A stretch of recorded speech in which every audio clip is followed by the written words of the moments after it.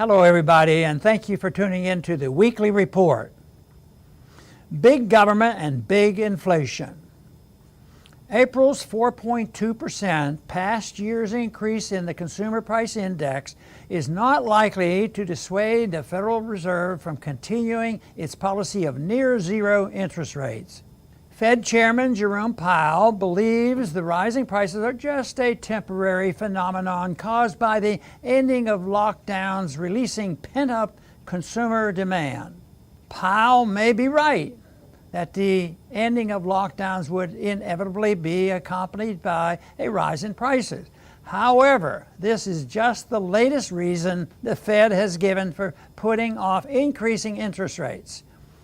Powell does not want to admit that the real reason the Fed will continue to keep rates low is that increasing rates will cause the federal government's interest payments to rise to unsustainable levels. One way the Fed increases the money supply and thus lowers interest rates is by purchasing U.S. Treasury securities. These purchases increase demand for U.S. government debt, keeping government's borrowing costs low. An expansionary monetary policy thus enables increased federal spending and deficits. Since the lockdowns, the Fed has worked overtime to monetize federal debt, doubling its holdings of Treasury securities. A Truth in Accounting report from April concluded the real federal debt is $123 trillion, over 4 times larger than the $28 trillion of official debt. The higher debt calculation includes the federal government's unfunded liabilities. The biggest unfunded liabilities are the $55 trillion in promised but unfunded Medicare benefits and the $41 trillion in promised but unfunded Social Security benefits. Congress could transition away from entitlements and welfare programs without harming current or soon-to-be beneficiaries by cutting spending on militarism and corporate welfare.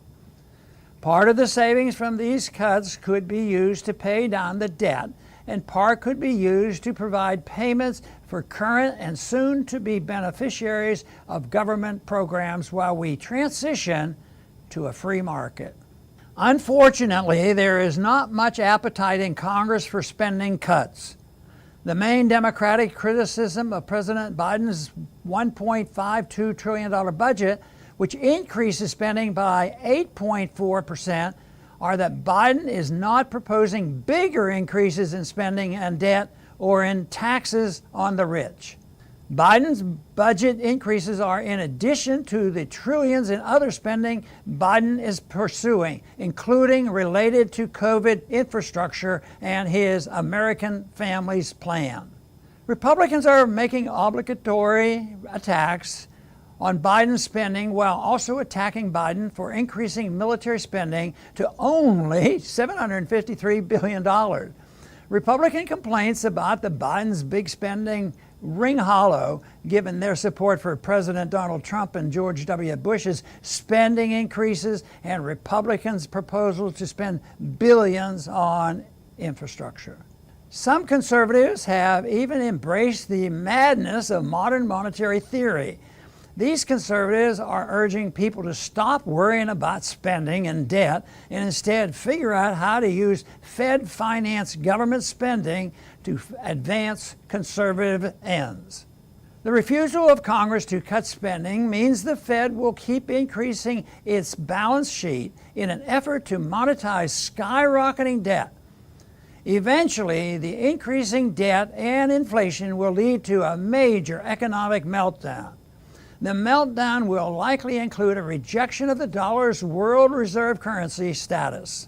The only way to avoid the crash is to spread the truth among people to force Congress to reverse its course.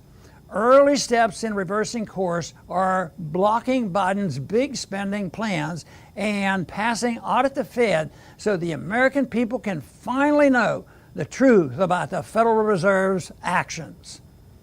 Thanks for listening.